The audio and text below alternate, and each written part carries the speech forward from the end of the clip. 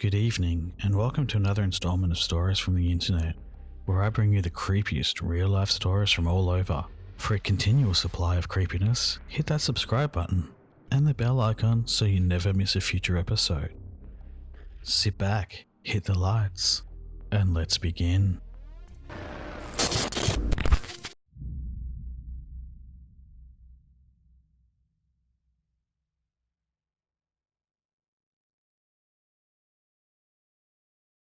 The following video contains drug and alcohol references. Viewer discretion is advised. Experiences with Voodoo by Quentin Stark. So, I was in a thread on r/humanoid encounters yesterday and ended up telling some stories about the year that a close friend of mine decided to try practicing voodoo. While I never participated in the actual practice, I was around for a lot of the rituals. I helped him gather materials, set up altars, and got to witness a lot of the effects. I typed up 2 pretty long stories in that thread, but I figured you guys here would enjoy them as well. They're a bit long, but they're quite interesting, in my humble opinion, and they are 100% true. The first story is from our friend's very first voodoo ritual. He decided to, essentially, ask Papa Legba to open his mind during a salvia trip. Basically, Papa Legba is an intermediary between the lower voodoo spirits and humanity. He supposedly speaks all languages and acts as sort of a crossroads guardian. I believe he also stands at the crossroads between life and death. He represents communication and understanding. My buddy decided to ask Papa Legba to provide understanding to him while he smoked a nice, giant hit of 100x salvia. I came over to trip sit him, noticed the altar, and asked what was up. He explained this plan to me, and I, being completely ignorant of voodoo at the time, didn't see a problem with it. I smoked a bit of weed while he got everything set up. I believe he offered liquor to Legba, which is a pretty common offering in voodoo, and maybe some other items that I can't recall. So, he gets his hit ready. Big bowl, minimal water in a small bong, butane torch, all to get that really hot salvia rip, which, if you've never done salvia, that's how you get the strongest result. And I get ready to take the bong after he hits it so he doesn't break it. Before he hits his salvia, he lights a candle on the altar and says, "Papa Legba, please open the gates so I may find understanding and wisdom." He then proceeds to roast his hit, proper style. I take the bong once he clears it. He holds the smoke as long as he can, then lets it out. I don't know how familiar folks are with high extract salvia, but it is one intense hallucinogen dissociative. He and I both smoked it before, but only at about 50x. This was the first experience for 100x for either of us. After he released his hit, his head fell forward and a veritable waterfall of saliva dropped from his mouth. Kinda shocked me, as this was far more intense a physical reaction than I had ever seen trip sitting him on salvia prior. He started looking around the room, clearly seeing a completely different world, as is typical for salvia. But I could see some pretty intense fear on his face. He was looking every direction with terror etched into every feature of his face. He almost crawled into the candle and knocked a thing or two off the desk where the altar was, so I gently redirected him. He looked right through me as if I wasn't there. Things had been a bit freaky thus far, but nothing wildly beyond what we had done before. But that changed after he bumped the table. I should mention, his rat terrier was laying on his bed during all this and had so far been completely chill. After my body bumped the table and rattled the altar, 2 things happened simultaneously. The temperature in the room dropped from around 75 degrees to frigid cold. It was warm 1 second, and the next second my breath was clouding the air. And his dog freaked the fuck out barking at the altar. I could feel a very, very strong presence in the room near the altar, which was in front of the window semi-important, and it didn't feel exactly friendly. Now, between this friend and another, I've been around some pretty out there stuff, but I'm a fairly strong in faith Christian. I did what I've always done in these situations when my friends mess up. I grabbed the crucifix I wear 24/7 and started praying for protection and for the room to be cleansed. This is a very TLDR version of what I was doing, but it has never failed to work to fix mistakes like this. After a minute or two, the dog stopped barking and started whining, hopped off the bed and went to hide under it. The room started climbing in temperature, and about 30 seconds later, it was back to where it was. I felt the presence in the room recede and everything kinda returned to normal. Around this time, my buddy began coming to. First thing he did was ask for weed, which I had already been packing since I was pretty rattled by what had happened. Once he had leveled out, I asked him what he saw while he was tripping. At the time, he couldn't remember. His memory stopped at me taking the bong and picked up with him fading back into consciousness and seeing me, apparently sheet white, sitting on his bed, packing a bowl. It took a while for him to remember what he saw. He told me once he did that when his head fell forward, he felt like he'd been blasted out of a cannon. He felt like he was hurtling through empty space and he saw a gigantic set of doors open in front of him, with a figure he couldn't see clearly standing next to them. He shot through the doors and felt like he stopped.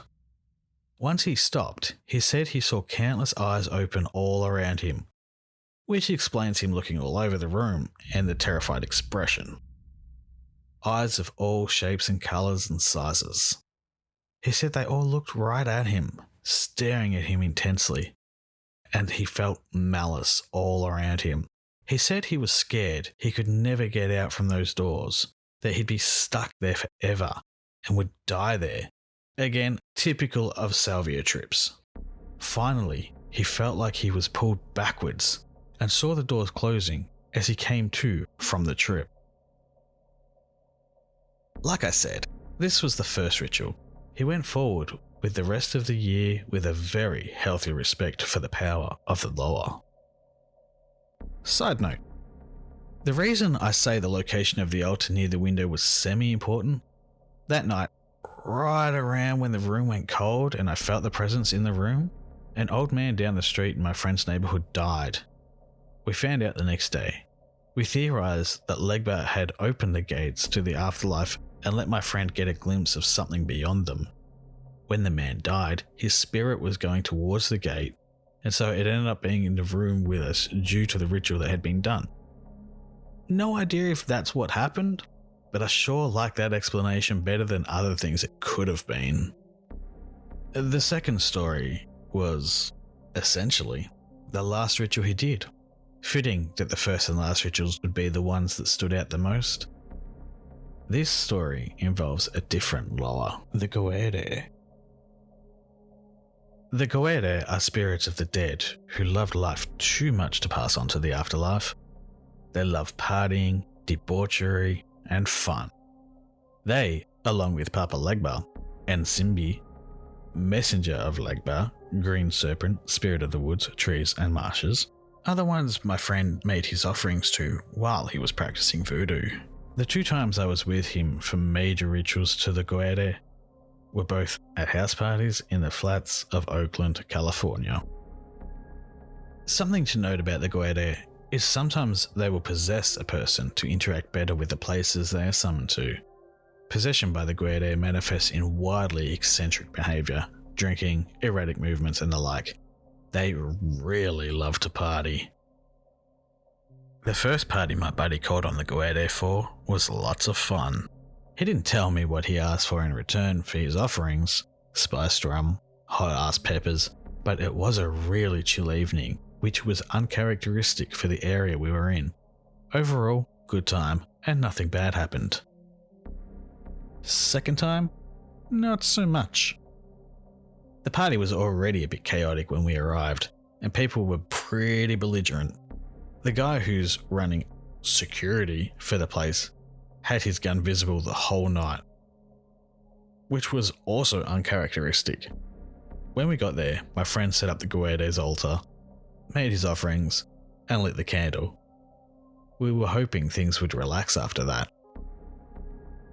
After an hour or so, we went back to check the altar and found some distressing stuff. It is highly disrespectful to mess with an altar, especially when the candle is lit. Some people had set their cups and plates on the altar, the offerings were knocked around. It looked like someone had taken a chug of the spice rum, and worst of all, the candle was out. Now he had set this up in the host's bedroom, and the host knew what was going on. We had expected the altar to be well out of the way and safe, like last time. Pretty much as soon as we saw it, we knew shit had hit the fan hardcore. We went into the backyard to smoke a bit and get our nerves. There was a fire pit in the backyard, and a fire lit, due to the night being pretty cold. We were standing around the fire, smoking and discussing what we were going to do, when a dude we had never seen before walked up to us. Now this is a party, so we weren't surprised people were being social. However, the look of this guy immediately set off red flags. He was in a pair of shorts, no shoes, no shirt. It was like 40 degrees outside, but he wasn't shivering. He had a handle of spiced rum, major red flag, and was drinking it like water when he walked up. Biggest thing though was his eyes. I figured maybe he was rolling on Molly or something, but his pupils weren't dilated at all. However, his eyes had a look in them. I can't describe it really, but it was scary and it was foreign. All this aside, neither of us was too worried until he greeted both of us by name. Again, we had no clue who this was. He started chatting us up, asking questions and being extremely jovial. Every so often, he'd ask one of us something he had no business even knowing enough to ask. For example, he asked my friend how his sister was doing, by name. He was also acting, well, fucking weird. He did a quick in-out hop into the fire at one point, laughing his ass off. He kept chugging rum. It was freaky. After a few minutes, he said bye, again calling us by name, and walked off. Immediately my friend asked me if that felt weird. We both knew what the signs of the goetti possessing someone were at this point, and this dude fit the mark perfectly. We went and found the host, described the guy. She didn't know him. We went around looking for him and couldn't find him. Both of us were shitting bricks at this point. Around this time, the party started getting rather hostile. The band playing in the living room got bottles thrown at them. A couple of fights started up. People got kicked out forcibly. The security guy had his hand on his pistol and was trying to keep the peace. After another half hour or so, by now it was around 1 a.m, the host shut the party down. It took another 20 minutes or so for us to get everyone out. Since the host was a friend of ours, my friend and I pitched in, and we managed to herd everyone out without any more chaos.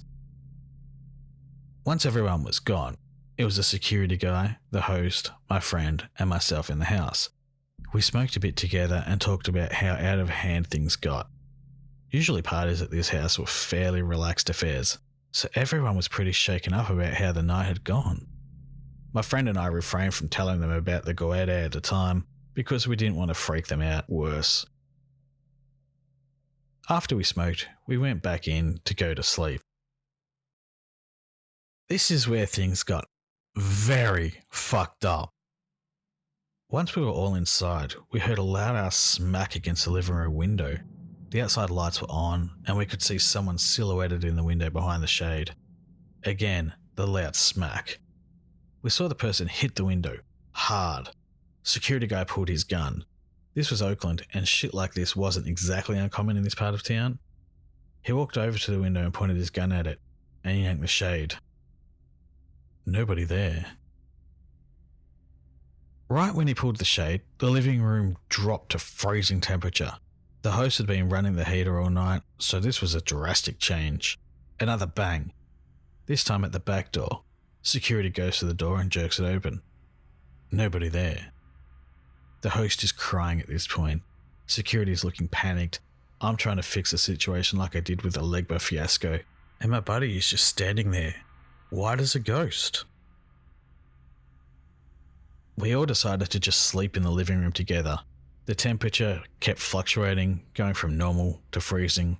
We got blankets and cushions and got together in the middle of the living room. I kept doing what I was doing. My friend performed a Kabbalistic ritual for cleansing, the lesser banishing ritual of the pentagram for those familiar with Kabbalah stuff, and we tried to get some rest. For most of the rest of the night, temperatures in the whole house would be fluctuating wildly. We saw the kitchen windows fog over at one point, then unfog a few minutes later. The temperature in the living room was all over the place.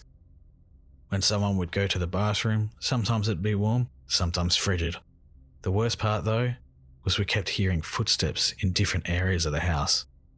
We never saw anything, and no footsteps came in the living room where we were, but we would hear them in the hallways, in the kitchen, in the host's bedroom. They'd start in random places and stop a few seconds later. Needless to say, none of us slept. Security guy never set his gun down. My friend did banishing ritual twice more, an hour or two apart. I kept up my efforts. Finally, close to 5 a.m, things stopped. The temperature stabilised, we stopped hearing footsteps, and it was like a shroud had been lifted off the house. There was a very palpable sense of change, and everyone felt it.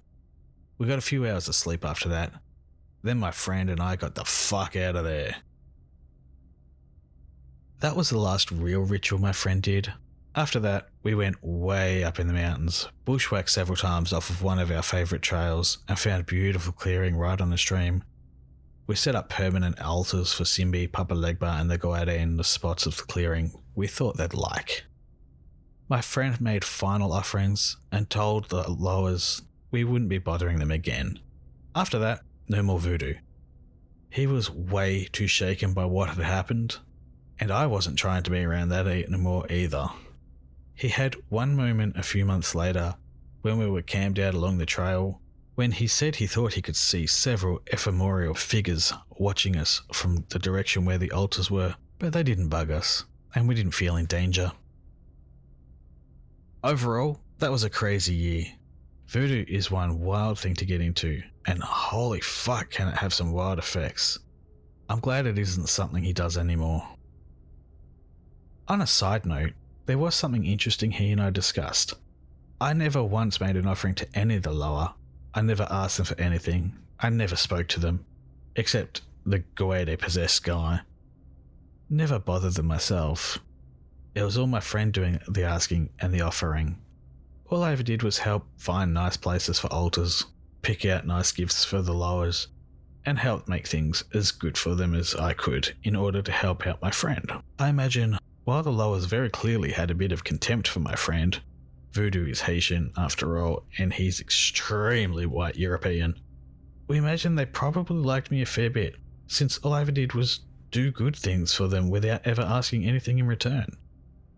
I would never do voodoo myself, but something tells me they'd be a lot more willing to work with me, given our past track record, than they were with him.